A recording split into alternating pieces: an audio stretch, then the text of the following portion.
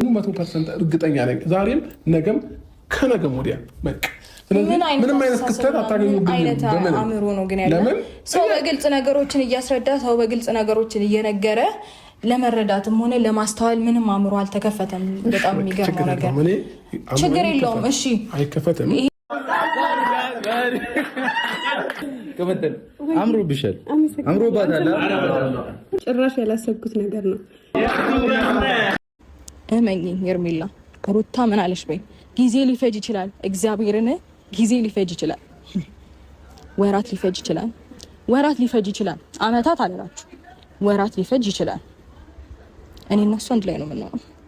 ከዚያ ያኔ አንቺ ታለቅሻለሽ፣ ያኔ ይከፋሻል፣ ያኔ ይደብርሻል። ምን ነው ያኔ ያኔ በሰማሁኝ ምን ነው ያኔ ያንን ነገር በተቀበልኩኝ ትያለሽ፣ ትጸጸቻለሽ። ይህንን ነገር ደግሞ ለማየት ያብቃሽ። ጊዜው ሩቅ አይደለም፣ እመኚኝ። ታይዋን በማንፈለግበት ቦታ ስንገኝ ራሳችንን ነው የምናረክሰው፣ የምናዋርደው። ስለዚህ ሩታዬ አብርሽ እየተናገረ ነበረ ከዳኒ ጋር ንትርኩ ሲገቡ በትላንትናው ቪዲዮ ውስጥ ምን አለው?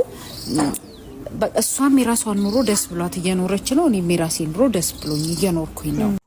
አሰላሙ አለይኩም ወራህመቱላሂ ወበረካቱ። ውድ የቻናሌ ቤተሰብ ሰላም፣ እንዴት ናችሁ? ደህና ናችሁ? እኔ ደህና ነኝ አልሐምዱሊላህ። ሰሞኑን ትንሽ ያው ከትላንት ምናምን ጠፋ ብያለሁ።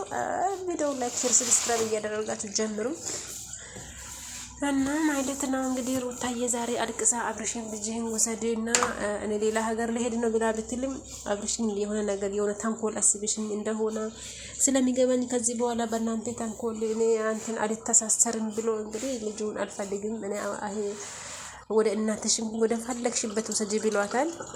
እና እንግዲህ አብርሽ ያው ሩታ ምናልባት ልጁን ምክንያት አድርጋ ልትቀርበኝ ወይም ደግሞ ሌላ ታሪክ ውስጥ ልትከተኝ ፈልጋ ነው የሚል አስተሳሰብ መጥቶላት ነው መሰለኝ። እንግዲህ ከዚህ በኋላ እኔ አልሸወድላችሁም፣ ለእናንተ አልወድቅላችሁም ብሏታል። ሩታዬ ደግሞ በጣም ተከፍታለች። ኦ ማይ ጋድ በቃ ወላሂ በጣም ተከፍታለች። እና አይዞሽ ሩታዬ፣ በእርግጥ አይዞሽ። ምክንያቱም የሰው ልጅ የሆነ ጊዜ ይሳሳታልና ከረፈደ በኋላ ስህተቱ ይገባዋል። ከረፈደ በኋላ እንዴት መመለስ እንዳለበት፣ እንዴት ጥፋቱን ማረም እንዳለበት ይገባዋል።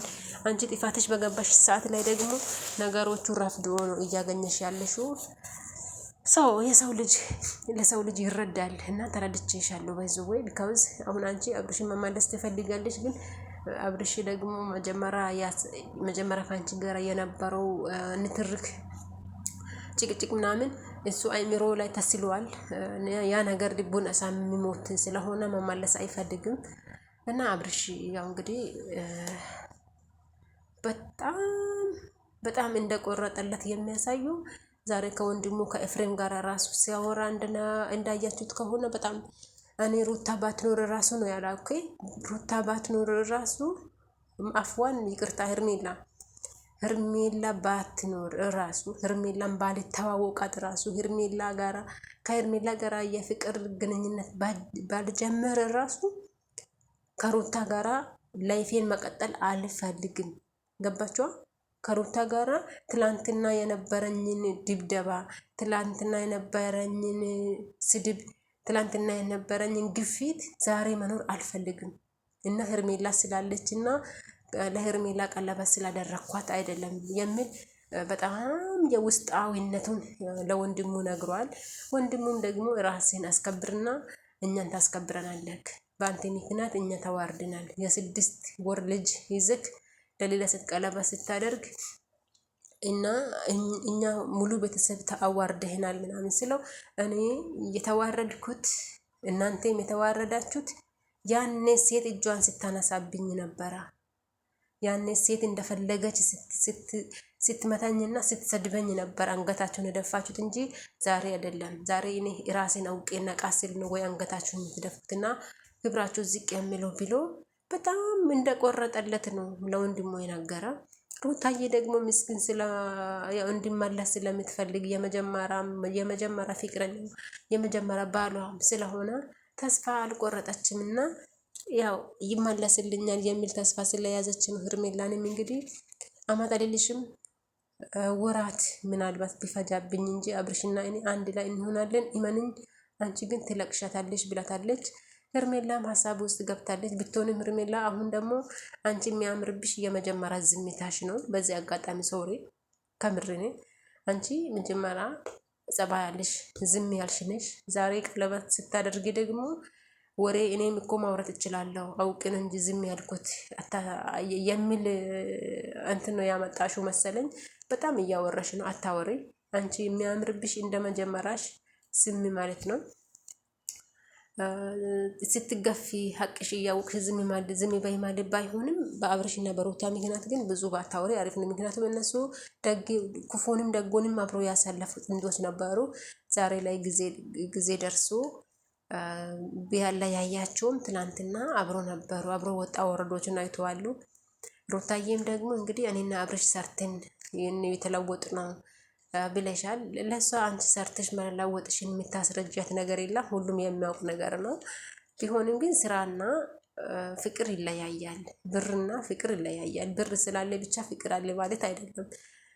በእርግጥ ብር እኮ ይኑር እንጂ ፍቅርን እኮ አይገዛም። በዚህ አጋጣሚ የተሟላ ኑሮ የተሟላ ቤት እየኖሩ ፍቅር የማይኖራቸው ብዙ ጥንዶች አሉ። እና ሀብት እኮ ፍቅር ሊሆን አይችልም። ግን ሀብት እንዳይኖር ማለት አይደለም። ይኑር፣ ፍቅርም ደግሞ ይኑር። ገባችሁ? የበዛ ብር ፍቅር አይገዛም። እና አንቺ ኦሬዲ አው በጣም ጥፋተኛ ነበርሽ። አለማወቅ ነው። አንድ ጊዜ አንድ ተጋብተናል የትም አይሄድም እና አንለያይም የሚል አስተሳሰብ ስለያዝሽ ነው መሰለኝ በእያንዳንዱ እንቅስቃሴው በእያንዳንዱ ንግግሩ ትንቂው ነበር ምናምን ነገር። አሁን ላይ ደግሞ አብርሽ ያው ቀና ብሎ እንግዲህ በቃ እኔ መናቅ የለብኝም፣ መመታት የለብኝም፣ መሳደብ የለብኝም፣ እኔ ወንድ ልጅ ነኝ ብሎ ራሱን ክብሩን መጠበቅ ሲጀምር ከእጅሽ እንደወጣ ነው እየታወቀብሽ። አብሽር እንግዲህ ያንቺ ከሆነ ይመለሳል፣ ያንቺ ካልሆነ ደግሞ ያንቺ የሆነውን ህይወት መኖር ትችያለሽ። ከዚህ በኋላ ግን ሶሻል ሚዲያ ወጥተሽ አብርሽን መመለስ አለበት እያልሽ አትለቃቃሽ፣ ብዙም አታወሪ፣ ራስሽን አስከብሪ።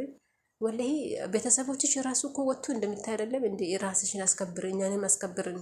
አልፈልግሽም ብሎሻል፣ አይፈልግሽም በቃሽ እያሉሽ ነው እንግዲህ እህቶችሽ።